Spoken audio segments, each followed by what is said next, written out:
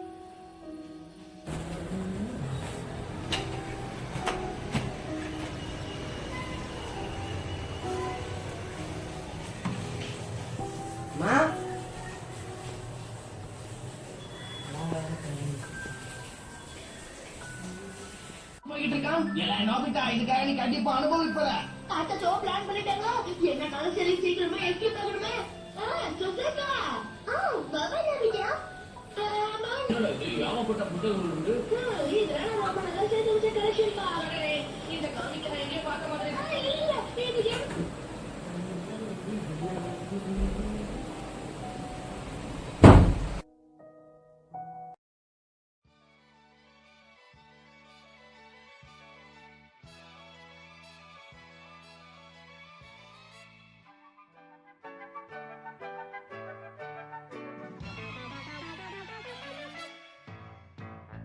வாழ்க்கை என்ன காட்டுவேன் துன்பம் இங்கு ஓட்டுவேன் கண் சிமிட்டும் நேரத்திலே உலக தன்னை நான் மாற்றுவேன்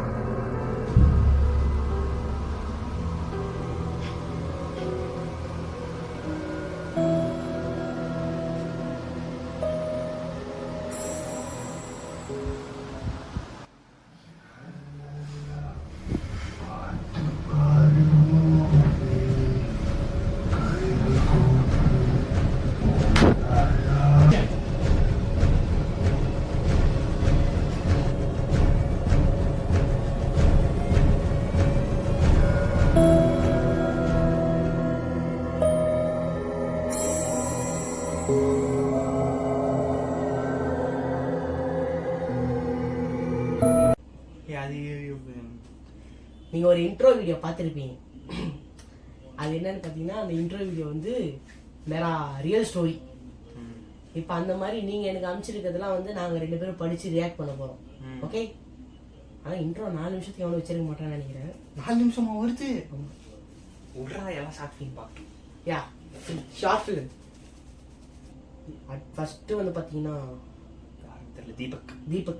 என் ஜூனியர் அவர் என்ன சொல்லியிருக்காருன்னா, நான் எங்க கிராண்ட் மதர் ஹவுஸ்ல இருந்தேன்.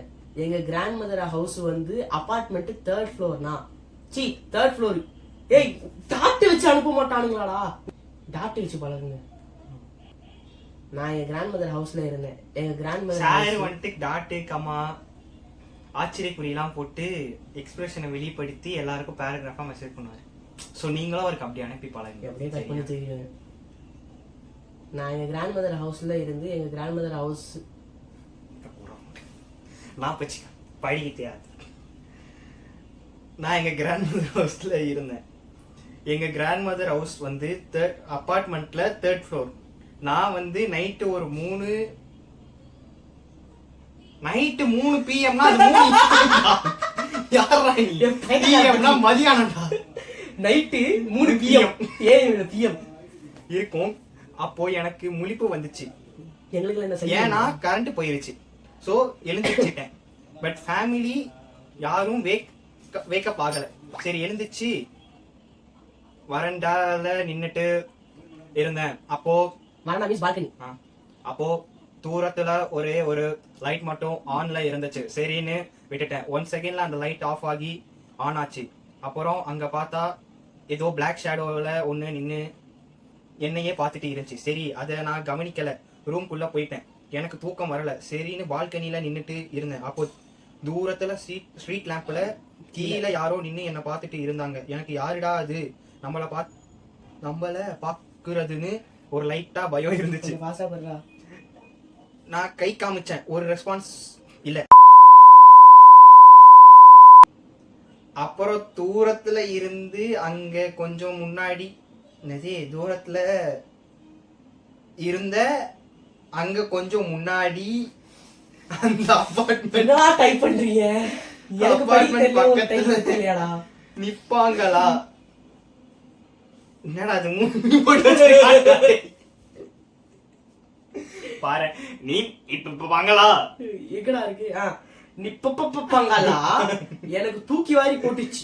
அதுவும் ஃபிராக்ஷன் ஆஃப் செகண்ட்ல. அப்புறம் பார்த்தா அந்த பிளாக் ஷேடு எனக்கு சைடுல இருக்குமா? நான் சடனா திரும்பி பார்க்காம என்னடா பார்க்காம ஸ்லோவா பார்த்தேன். யாரும் இல்ல. சரி நான் தூங்க போயிட்டேன். அதாவது பயந்து பார்த்தேன். சைடுல பார்த்தேன் யாரும் இல்ல. சரி தூங்க போயிட்டேன். யாரா நீ? யோசிச்சு பாரு. நீ நிக்கிற தூரத்துல ஒரு கருப்பு உருவம் இருக்கு. உன்னையே பார்த்துட்டு இருக்கு. எப்ப தெரியுமா? நைட்டு 3 PM காட்டுறாரு. காட்டிட்டு திரும்பி பாக்குறாரு. பார்த்தா கருப்பு உருவம் இங்க நிக்குது. அதுக்கப்புறம் அவர் வந்து பயப்படுறாரு. பக்கத்துல வந்துற போது சைடுல வந்துற போதுன்னு ஸ்லோவா இப்படி திரும்புறாரு. யாரும் இல்ல. ஓகே சரி தூங்கிடும். அடுத்த ஸ்டோரி. அடுத்து வர்ஷா. ஐயோ அவ வேணாம். இது வந்து பர்சனல். இதுல நம்ம இங்க போயிடலாம். நான் ஒரு வீட்ல